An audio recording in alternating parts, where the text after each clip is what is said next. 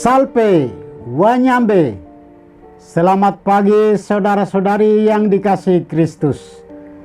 Mari kita mengawali hari baru dengan mendengarkan firman Tuhan yang diambil dari Injil Yohanes pasal 8 ayat 51 sampai dengan 59. Tuhan bersamamu. Inilah Injil suci menurut Yohanes. Sekali peristiwa, Yesus berkata kepada orang-orang Yahudi, "Aku berkata kepadamu, sungguh, barang siapa menuruti firman-Ku, ia tidak akan mengalami maut sampai selama-lamanya." Kata orang-orang Yahudi kepada Yesus, "Sekarang kami tahu bahwa engkau kerasukan setan, sebab Abraham telah mati, dan demikian juga nabi-nabi. Namun engkau berkata, barang siapa menuruti firman-Ku, ia tidak akan mengalami maut sampai selama-lamanya. Adakah engkau lebih besar daripada bapa kita Abraham yang telah mati?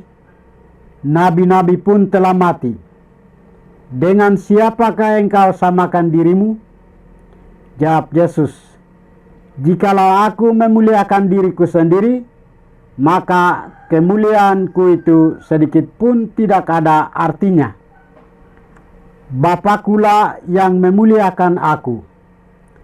Tentang Dia kamu berkata, Dia adalah Allah kami, padahal kamu tidak mengenal Dia. Sebaliknya, aku mengenal Dia, dan jika aku berkata, aku tidak mengenal Dia, maka aku adalah pendosa, sama seperti kamu. Tetapi aku mengenal Dia, dan aku menuruti firman-Nya. Abraham bapamu bersukacita bahwa ia akan melihat hariku. Ia telah melihatnya, dan ia bersukacita." Maka kata orang-orang Yahudi itu kepada Yesus, "Umurmu belum sampai 50 tahun, dan engkau telah melihat Abraham." Kata Yesus kepada mereka, "Aku berkata kepadamu, sesungguhnya sebelum Abraham jadi, aku ada." Lalu mereka mengambil batu untuk melempari Dia. Tetapi Yesus menghilang dan meninggalkan bait Allah. Demikianlah sabda Tuhan. Saudara-saudari yang dikasihi Kristus, tema kita hari ini adalah membangun konflik yang membawa perubahan hidup dalam kebenaran Allah.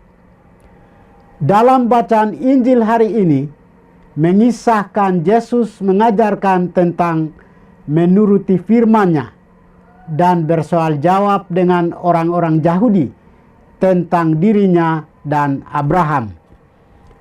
Yesus berkata, "Sesungguhnya aku berkata kepadamu, siapa saja yang menuruti firman-Ku, ia tidak akan mengalami maut sampai selama-lamanya."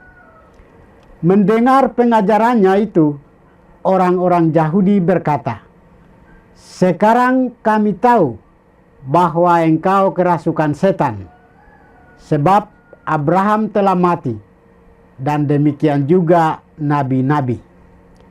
Suasana menjadi bertambah tegang ketika Yesus mengatakan bahwa sebelum Abraham jadi, aku ada. Yesus mengungkapkan eksistensinya sebelum Abraham. Yesus menegaskan bahwa Dia adalah anak Allah yang kekal. Namun reaksi orang-orang Yahudi menjadi marah. Bahkan mereka menuduh Dia kerasukan setan. Mengapa mereka marah? Mereka memandang bahwa Yesus itu tidak lebih besar dari Abraham. Abraham itu seorang nabi besar dan tokoh iman. Tiada pribadi lain yang lebih besar dari dia.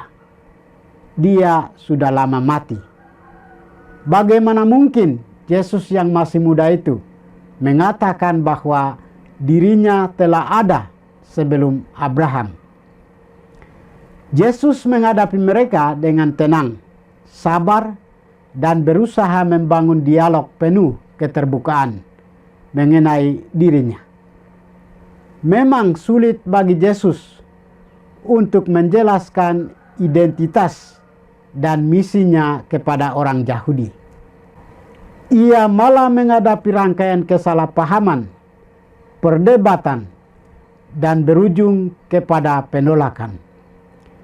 Yesus selalu menanggapi kesalahpahaman, perdebatan, dan penolakan itu dengan penuh kesabaran dan bijaksana. Saudara-saudari terkasih, orang yang sungguh beriman adalah orang yang menaati sabda Tuhan. Dia akan terus berusaha untuk memahami sabda Tuhan dan melaksanakannya dalam kehidupan sehari-hari. Dia sungguh percaya bahwa sabda Tuhan itulah yang menuntun dan menyelamatkan dirinya.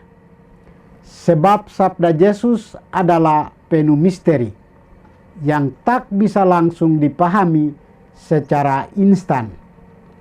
Diperlukan telinga dan mata yang terbuka, merenung, bertanya, dan mencari tahu. Kita sebagai pengikut Kristus diajak untuk menanggapi dan memahami identitas dirinya dan ajarannya dengan iman yang teguh dan penuh bijaksana, agar tidak salah untuk mengungkapkan siapa diri Yesus sebenarnya.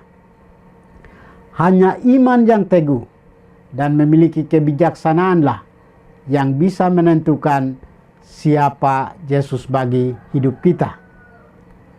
Marilah kita hidup bijaksana dan beriman teguh untuk memperoleh kebenaran sejati Kristus melalui sabdanya dan mengikuti ajarannya dalam kehidupan harian kita. Tuhan memberkati kita. Marilah kita berdoa. Tuhan, kami bersyukur kepadamu karena Engkau sudah menjaga kami saat kami tidur maupun bangun. Terima kasih untuk udara sejuk dan segar pagi ini. Kami mohon, bukalah mata hati kami dan mampukan kami untuk memandang kemurahan dan karya-Mu. Ya Tuhan, bimbinglah kami untuk menyadari kesalahan kami dan bertobat, agar dengan rendah hati kami mampu untuk membuka hati dan siap menerima rahmat-Mu dalam hati kami. Kristus terang dunia, berkatilah keluarga kami, jadikanlah kami alat kasih-Mu, dan pantaskanlah kami menjadi hamba-Mu yang setia. Demi Kristus Tuhan dan pengantara kami. Tuhan bersamamu. Semoga kita sekalian, orang-orang yang kita kasih dan doakan, seluruh aktivitas kita hari ini dilindungi, dibimbing, dan diberkati oleh berkat Allah yang Maha Kuasa, Bapa, Putra, dan Roh Kudus. Amin.